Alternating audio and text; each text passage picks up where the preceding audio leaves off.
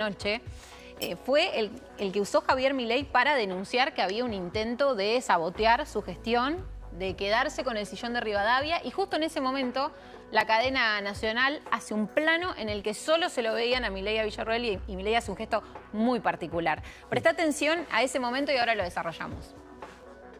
Sin embargo, en dicho mes, luego de nuestro triunfo en las elecciones de la ciudad, comenzó a digitarse un ataque sin precedentes en la historia argentina y que tomó su punto más alto luego de las elecciones del mes de septiembre en la provincia de Buenos Aires. Algo que a opositores y propios, digamos, lo hacía soñar con abrazar el sillón de Rivadavia.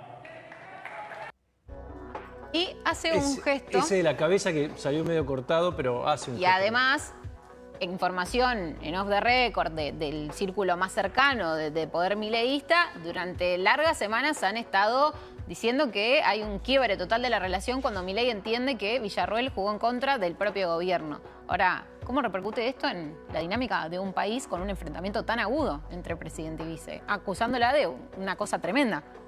Yo creo que como muchas cosas en el gobierno de Milei no es enteramente novedoso. Milei lleva las cosas a un nuevo límite, ¿no? Una nueva frontera, porque no sé si habíamos tenido una acusación tan directa, o bueno, en este caso sugerida, pero tan evidente en un momento ceremonial tan importante como la Asamblea Legislativa. Ahora, si nosotros miramos la historia de los presidentes argentinos, son más los que han tenido crisis con el vicepresidente que los que no.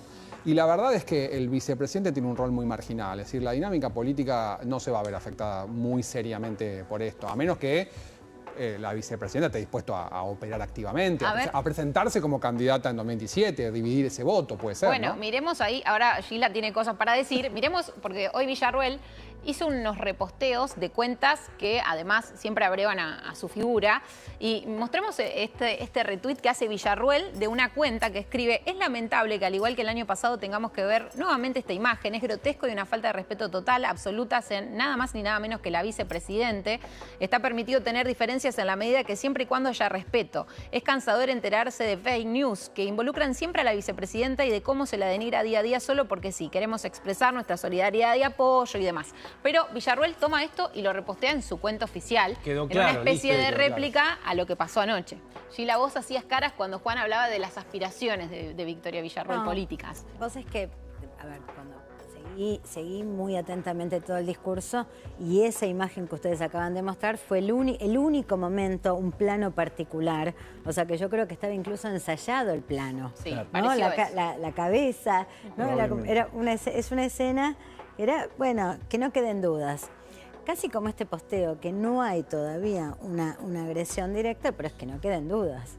O sea, hay efectivamente acá un nivel de animadversión Clarísimo. clarísimo. No es nuevo. También es cierto que Villarroel tiene lo suyo. Tiene lo suyo. ¿En qué sentido? Imagen, adhesión, preferencia. Entonces me da la impresión de que el gobierno ve en la oposición del kirchnerismo, del peronismo, algo que hoy por hoy... Creo que, digo, la fragmentación que está en todos lados. Ayer habló mucho de kirchnerismo. Le suma, o sea, yo te diría casi como que los vuelve a levantar, los vuelve a poner en el ring a una oposición que está totalmente fragmentada. De hecho, hago una pequeña digresión. Ayer vos tenías peronismo presente, o kirchnerismo presente, peronismo presente, Sí, kirchnerismo ausente, algo de kirchnerismo también presente. Sí, porque estuvo Cariñano, hubo diputados de la Cámpora. A ver, ¿para cuántos un palo, contás? Peronismo presente. El tema es, tuviste un palo de cada rancho y lo que vos ves ahí es que no hay conducción. Una parte va, otra parte no va. O sea, lo que ves ahí es, no hay conducción. Pero vos decís, Villarroel en eso es más incómoda que esa oposición. Es muchísimo más incómoda que esa oposición, porque Villarroel le habla a los mismos, al mismo segmento electoral al que le habla Milei. Y tiene ahí, cala bien, o sea, tiene una imagen, no te digo que es como al principio del gobierno, donde estaba prácticamente empardada con la del presidente, pero sigue teniendo una imagen sólida, una imagen muy buena, considerable. Entonces creo que hay ahí algo de, si Villarroel decidiera ser candidata, decidiera avanzar en un desafío, y bueno, podría empezar a roer parte del capital. Me interesa cómo viste ayer a Milei. ¿A vos te parece que dio un buen discurso? Mira, lo vi con una apuesta muy inteligente, ¿no? Introdujo una novedad. Es un gobierno que trae novedades todo el tiempo, introdujo una novedad. La novedad es esta articulación de la doble narrativa institucional y circense, paródica, agresiva, también cómica. Yo sé que es algo que es difícil, pero digo, la chilindrina trosca, ¿no? Digamos, la estudiantina que se generaba alrededor, que era casi como una cosa de euforia festiva. Digo, no podemos no mirar eso. Todo planeado, decís. Bueno, no importa si es planeado o no planeado. Daría la sensación de que ese doble camino, esa doble narrativa es parte de la decisión, es parte de la apuesta, ¿no? Digamos, el discurso institucional más frío y el discurso más magnético del panelista enfervorizado, que además yo creo que ese costado de Milei, el costado más panelista, más la esencia de Milei, ¿no? Digamos, por lo que Milei llega a ser Milei, por lo que Milei fue elegido en el 2023. Como decía el doc, volvió intratables, me decía. Bueno, volvió intratable. Era ese Milei. Ese Milei hoy es más necesario que nunca, porque vos fíjate que hoy el gobierno está atravesando una paradoja muy importante. Tiene fortaleza política, y la fortaleza política significa, en alguna medida, perder capital antipolítico. ¿Se puede hablar de capital antipolítico? Sí. Es con lo que Milei llega al poder. Decís, de a poco. A ver, lo que queda claro es que el débil ya no está más. El desempoderado no está más.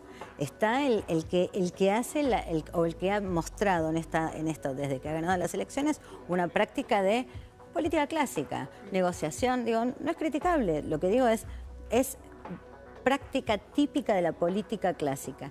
Y creo que toda esa fortaleza política que el presidente tiene hoy, bueno, va de la mano de una caída en la imagen, en la opinión pública. Entonces se da una paradoja, cuanto mejor en lo político, peor en la opinión pública.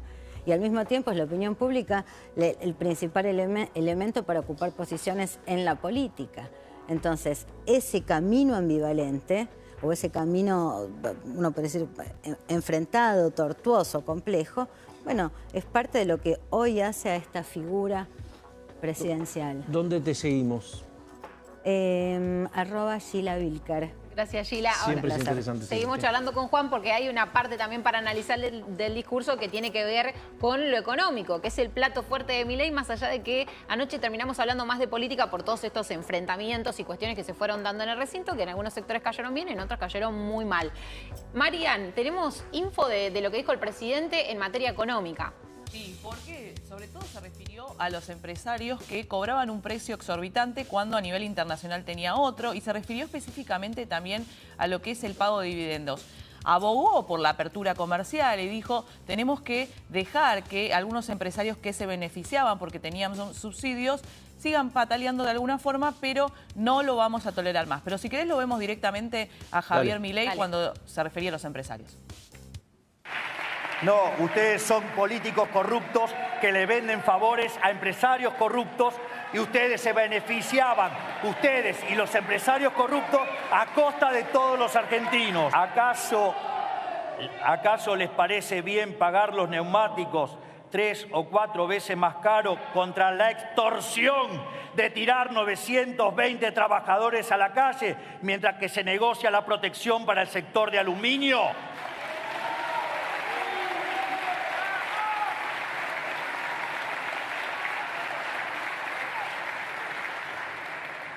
¿O acaso les parece bien pagar una remera básica $50 cuando la importada cuesta 5?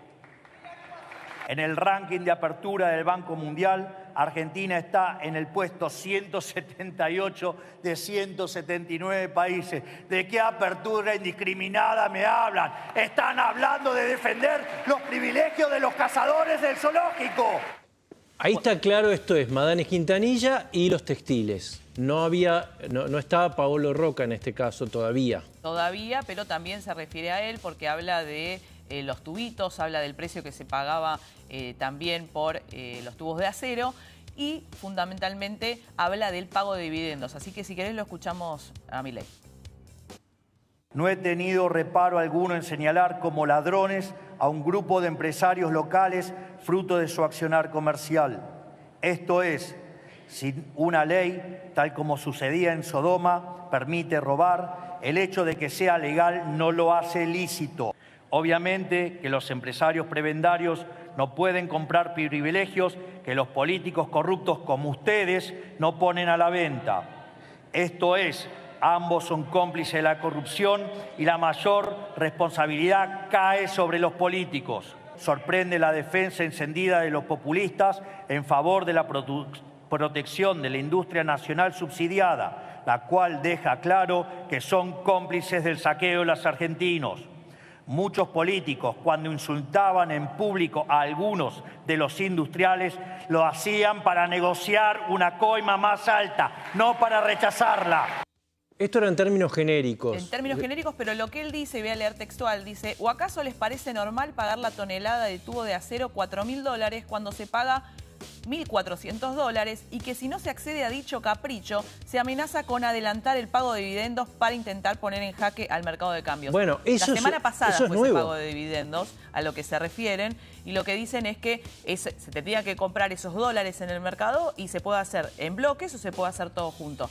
Lo que dicen desde el gobierno, una fuente del gobierno, dicen que esta fue la amenaza que se hizo y que eso iba a traer turbulencia en los mercados justo en los días. ¿Pero fue una amenaza oral? ¿Fue una amenaza discursiva o es el hecho de haberlo comprado, haber accedido? Bueno, no hay certeza respecto a si le hicieron la amenaza discursiva directamente al gobierno o directamente lo hicieron de esa forma y de esa forma movieron el mercado de cambios. Puede ser. El gobierno lo interpretó de esa manera, en palabras de Milei. Ahora, Juan, a ver, vemos, el presidente tomó cuando fue a las elecciones un perfil republicano, dijo que no insultaba más, y ahora estamos viendo un presidente que les dice asesinos a la oposición, que habla de esta forma de un grupo de empresarios, o sea, un presidente que se aleja de ese republicanismo que vino a plantear en las elecciones. ¿Por qué, en términos políticos, vos creés que hay este movimiento en el discurso de Milei? Creo que un poco lo decía Sheila. Para mí hay un intento de recuperar la iniciativa en algunas cuestiones en las que había quedado un poco atrás.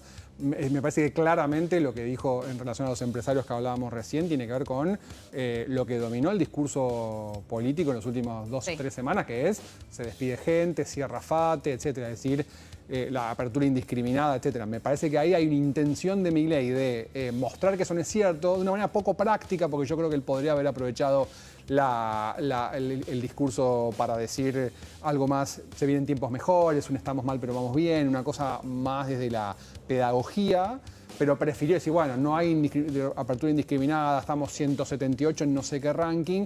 Eso responde claramente a lo que se vino discutiendo estas últimas semanas. Y creo que la vuelta a lo agonal, la vuelta a anticasta, la vuelta a intratables, tiene que ver con recuperar algo de esa magia perdida, ¿no? De lo que lo puso ahí. O sea, Milei vuelve a las bases, vuelve a lo que lo puso ahí. Bien, o sea que vos decís que si Milei hubiera sido Carlos Menem, digo, el estilo siendo un poco más mirar hacia adelante, tengo las reformas aprobadas, eso le habría, según su pensamiento, reportado una pérdida respecto de lo que fue ayer, decís vos. Yo creo que no es su estilo, creo que evidentemente no es así, claro. Claro, Milei, es decir, estamos en una época en la política, incluso mundial, en la que la psicología de los personajes importa un montón, es decir, en un momento post-institucional.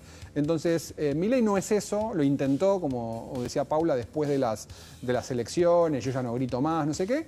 Pero es decir, yo creo que le hubiese redundado en beneficios, pero él no es eso. Y yo creo que él piensa, esto es lo que me trajo hasta acá. Si me fue bien hasta ahora con esto, ¿por qué cambiar? Haciéndolo? ¿Por qué cambiar?